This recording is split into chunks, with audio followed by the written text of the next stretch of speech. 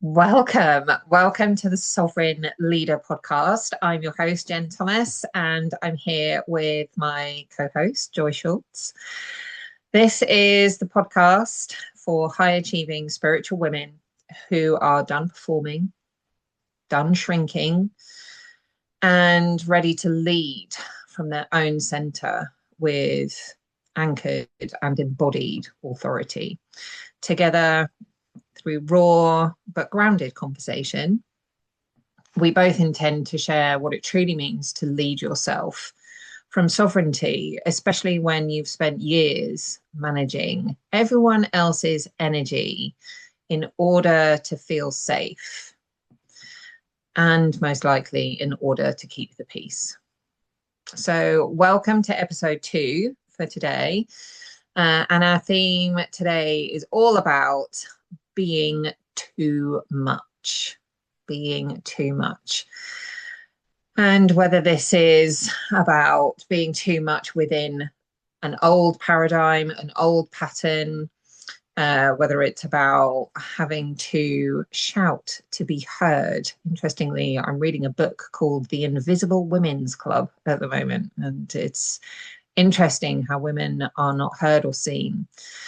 And whether the being too much is about having to perform, having to mask, and what this creates for us internally and externally. So that's the topic we're talking about today. And of course, we're going to share some personal stories. So Joy, I want to ask you, I want to invite you, what is your take on and your experience on being too much? So, in my experience, there's no such thing as being too much, or that's my belief. Mm. That it's something that we've been conditioned. It's something we've learned. We don't come in as babies thinking we're too much. We just express and cry and tell others what we need. It's not until we're children that we're taught, oh, this is not acceptable. That's not acceptable. Be quiet, sit still, color within the lines, don't talk too much, all of those things. And so we're taught subtly and sometimes explicitly that we're too much for that person or for that environment. And so it's my belief that too much is just because you're in an environment where your sensitivity or your truth or your expression aren't safe because the others can't hold it because they can't hold Mm. themselves. So it's more of a judgment and a reflection of this person or this environment can't hold me versus I'm too much. And Yeah. I mean, I saw this, I'm a ADHD autistic girl growing up in a cult where I'm taught to just be quiet and be the submissive peacemaker and be the servant. And then also growing up in the 90s, it was all about, oh, women are supposed to be easy and low maintenance. And, there was all this around, oh, you don't want to be a high maintenance woman and all these, oh, don't get your nails done and don't get your hair done. And if you do those things, keep it really subtle, like light shades of pink. How long can you go between haircuts? All of those kinds of things because we were taught just being ourselves was too much. And I've even seen this in the human design when we look at our centers. If we have it defined, meaning we have consistent access to that center, meaning we're constantly pushing energy out. So, say your sacral center for generators, you're constantly pushing out that life force energy. So, if you're around somebody who can't hold that, can't honor that, it's going to be too much. And on the flip side, if it's undefined, then you're amplifying everybody else's energy and can come across as too much if they're not able to hold that amplified, mirrored back energy. So, in my opinion, my belief is that it's something we've learned, which means that we also get to unlearn it. Yes. Yes, we get to unlearn it. Yes, we do. Yeah, it's I particularly love your comment about this being high in the 90s and the noughties, like about not being high maintenance. I mean, yeah, don't it's just such a subtle aspect, isn't it, of this conditioning, of this societal expectation about who you should be as particularly as a woman. And I know that is the same for men as well, but we're not here to kind of to talk about that in this podcast series. But from a self leadership perspective, you've got all this external influence happening from, as you say, a really early age. So how do we lead ourselves and make choices and decisions, without second guessing ourselves? Is this too much for this person? Is this too much for this aspect of me? Is this too much for, the world? I have often asked myself, is the world ready for what I've got to offer? Is the world ready for what I can give? And what I've been unlearning and relearning is that that is not my responsibility to know the answer to that. My responsibility is to show up as I am, and that, yes, it will be too much in some cases, in some rooms, in some environments for some people. But that doesn't mean that I should dilute myself, make myself smaller, choose differently. It is about recognizing who you are, I think, and therefore acting from a much deeper level of self-acceptance and recognizing this. Okay, I recognize in this moment, in this room, in this space, I'm too much, but I'm still okay with that. So I'm not going to adjust my behavior or my tone or my belief system in order to become more palatable. Yes, exactly. It's with that self-acceptance that makes the self-leadership and that sovereignty possible. Mm. Because if we're constantly second guessing, if we're not accepting ourselves, then every time we read the room and there's somebody uncomfortable, then we're constantly in that self-monitoring, self-policing energy. And then that, when we talk about triggers, it's something within us that is still questioning a lot of Yeah. times, right? And so if once we get to that acceptance place of this is who I am, this is how I express through that acceptance, then those little triggers, those little, okay, that person's uncomfortable, doesn't take hold within us in that same way because of that acceptance that work that we did. And that's definitely what I have found, is that this hyper vigilance around how we're perceived, that self-monitoring, the, overthinking before speaking, and that disconnection, it really just creates that internal split where you're constantly editing yourself in real time. And Yeah, that is totally. absolutely exhausting. And you can't lead yourself because you can't zoom out and see the bigger picture to lead yourself if you're constantly in the micro moments of self-policing and hypervigilance. Right. And you are therefore searching for that energy to respond to, most likely, therefore, in defense. You're in a defensive position. And when you're in that defensive, protective position, compassionately so, but when you're in that energy, plus you've got the kind of second guessing, questioning shizzle going on in the background, your energy and your power is draining, but also you're repelling the very thing that you're passionate about and that you're.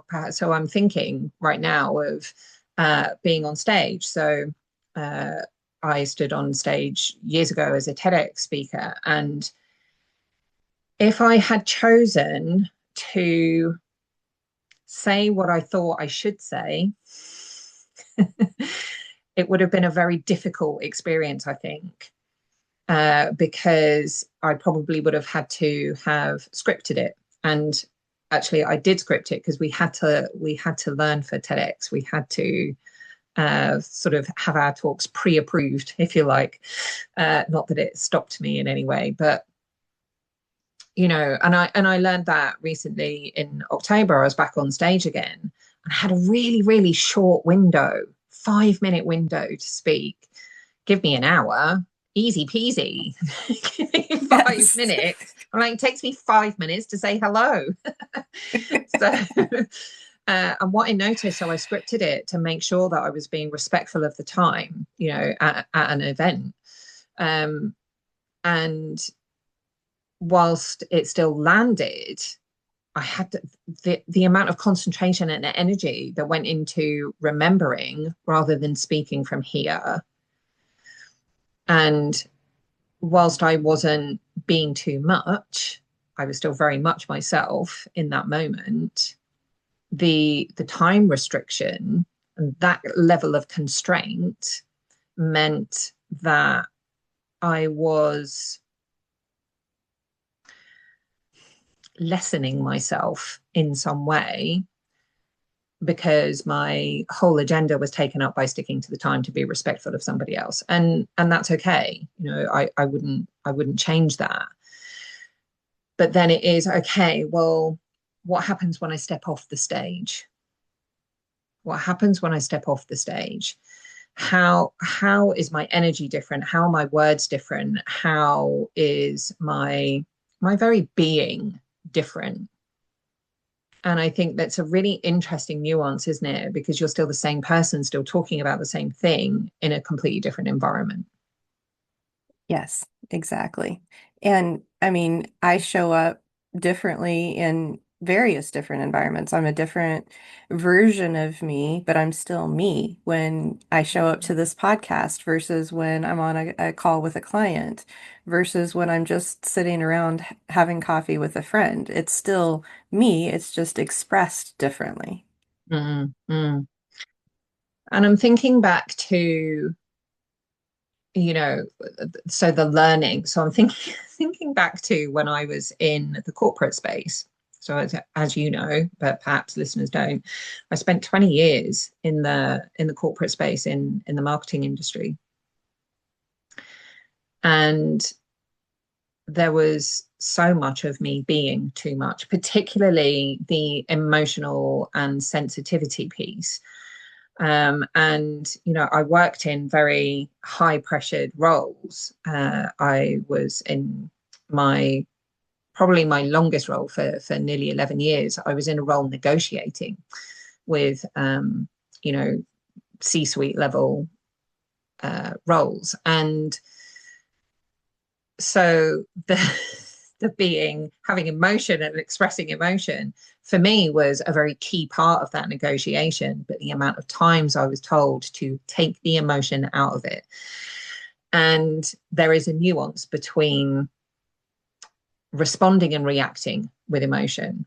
And I think that's what I learned in those years.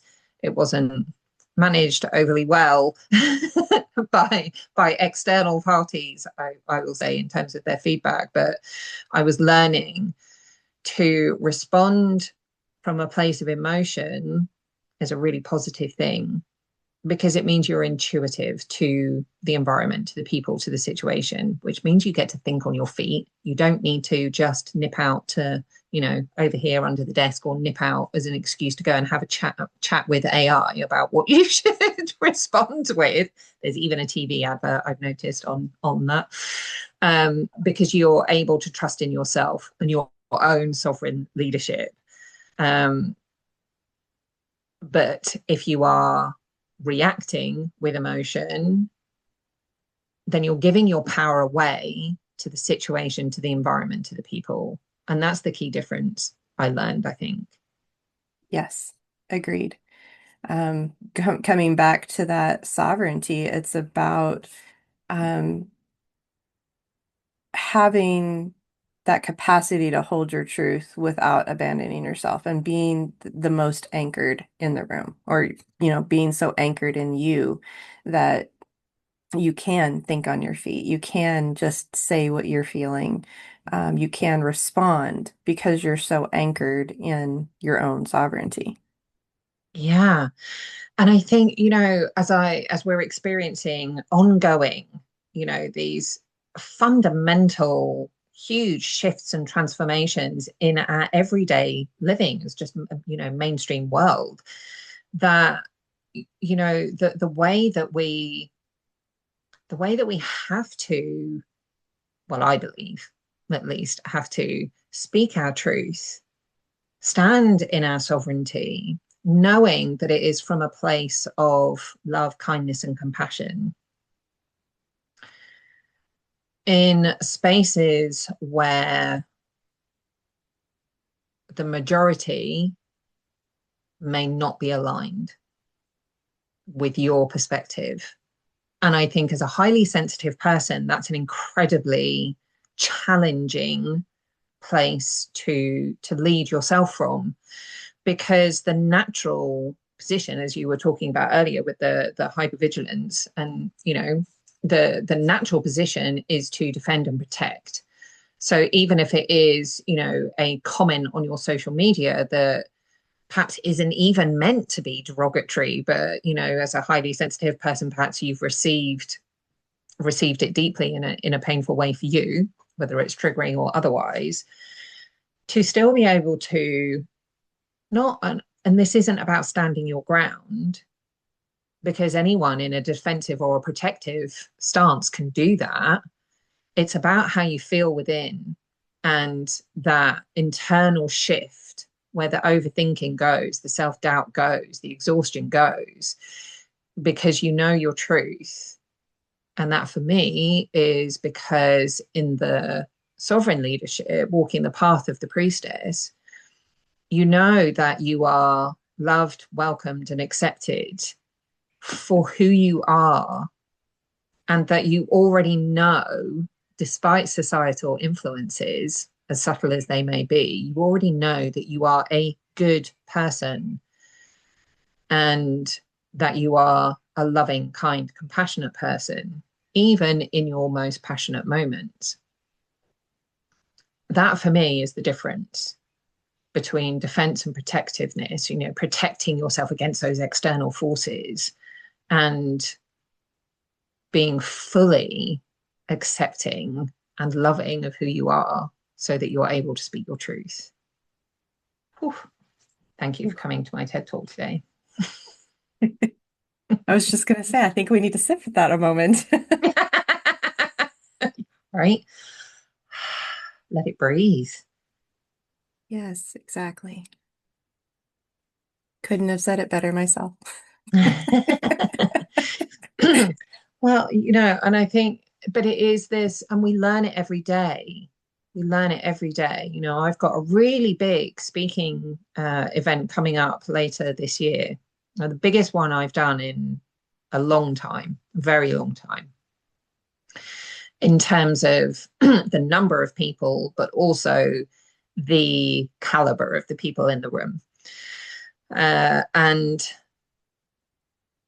I am already, I've been observing my ego mind, already wondering who's going to be there, what are they going to think about what I'm going to say. I haven't even decided what I'm saying yet.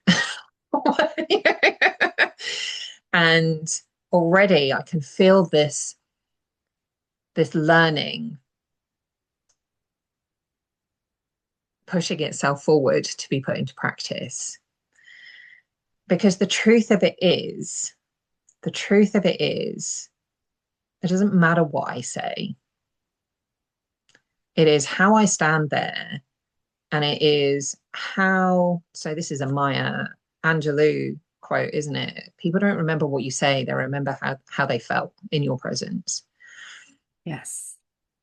And so I'm practicing now. I'm already practicing for, this is going to be end of September. I'm already practicing here in 1st of April today, as we record this, Um, just standing in my sovereign preference, just standing. That's it. That's all And we it, have to do. and it feels good, you know? So, Yes. it, yeah, removing this doubt of upsetting somebody, triggering somebody, as healers and coaches and therapists, we're very conscious, we're trauma informed and we're very conscious about the triggers. And to recognize that not everything is our responsibility. No. So, yeah, it is. Okay. So, if I recognize and accept that I'm not too much, I can be in any room, in any environment, and stand in my sovereign truth and be okay with it. Yes. It's not about needing to be less or more or filtering. It's just about standing in who we actually are. I remember hearing, at one point that somebody is going to take issue with what you say. It doesn't matter what you say. So you might as well just say it. You might as well just be who you are. And so then that's where that sovereignty comes in. If I get to be sovereign, then that person over there gets to be sovereign, and that person over there gets to be sovereign, and we all get to have our own paths, which means I'm only responsible for me and my Yeah. sovereignty and my reactions and how I lead myself. And with that comes and this is not from a callous or uncaring perspective, but they get to handle their own shit. If they have some shit that they need help with, they can bring it to me. If I'm the cause or the trigger, please bring it to me. But it's not Mm. my job to police me about your reactions and how you're Right. handling things. Right. And isn't that the true reclamation of the feminine power and the feminine Yes. strength? Because in the beginning, when we were talking about being high maintenance, this influence of how a woman should be, how she should behave, look, feel, etc. And so we learn to be the peacekeeper. We learn to protect ourselves by keeping the peace, by not rocking the boat, by not challenging. And yet, as you've just beautifully described and shared, this reclamation of the feminine power is none of that. It's none of that. But it's also not being responsible for how anybody else feels. We have no Yeah. responsibility for any other person's emotions. And I know a lot of people watching and listening to this will have their own very powerful personal stories, um, with some deep trauma in there, of course. And how many of us have silenced ourselves because we've been in fear of upsetting other people, rarely the perpetrator or the perpetrators. We're not bothered about upsetting those, especially if we've gone through, the stage of forgiveness. But it is those that are connected, Right. and I'm not saying that everybody should just share their story regardless, because there are very healthy boundaries that we all have and choose to put in place, of course. But it is okay, well, am I silencing myself? The question here is, am I silencing myself in order to keep the peace and in order not to trigger or upset other people? And in recognizing that actually, if they are upset and triggered, as long as you're not being an intentional asshole, of course, but if they are upset and triggered, that's their journey, which you're not responsible for. Your responsibility is your own path, your own journey, as you were talking about. And I Yes. think, And go on. and then there's also the piece of if I step in and try to manage their journey, I could be robbing them of the lessons they came here to learn in that moment. Exactly. Exactly. Right. It's disempowering, isn't it? It is. Yeah. Whew. Oh, it's been a powerful talk today. I knew it would be. Always. And we could easily talk for a lot more. But I want Yes. to I want to include our listeners now and our viewers. So I want to delve into my heart center and offer this week's or this month's journal prompt.